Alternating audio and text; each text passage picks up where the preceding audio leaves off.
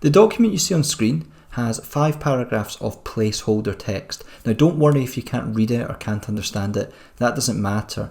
But what I've done is I've set it up to have different casing in different paragraphs. So for example, the first paragraph, which I'll just highlight here, this is your standard kind of text, so it's what you'd see in most documents. It's sentence case, so we have capital letters at the beginning of the sentence and then normal lowercase lettering all the way throughout.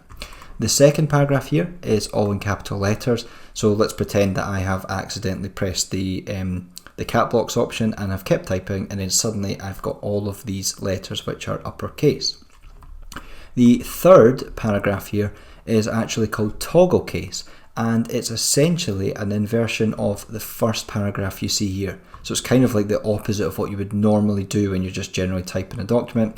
You'll see that we've got lowercase at the beginning of the sentence, and then the rest of the sentence is made up of capital letters until the full stop, and then again it starts with lowercase. So what I want to do is I wanted to show you how you could really quickly change the casing in your document.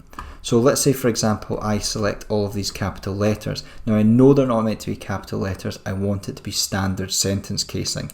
I'm using a Mac, and what I can do is hold the Shift key, the FN option, and press F3, and you'll see it allows me to toggle through the various modes. So I'm just keeping pressing this until I find sentence case, which is this one here, and then hey, you'll see we've changed from capital lettering to sentence case.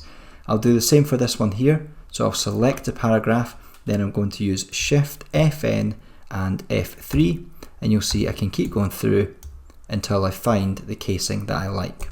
Okay, now you can do it the other way, which is to go up to the Home tab, and you'll see within this group here, the font group, we have the casing options here, but it's much quicker to be able to just hold Shift FN and F3, and your selected text will then change. If you're a Windows user, you don't need to press the FN key, you should be fine to use Shift and F3 to make those changes.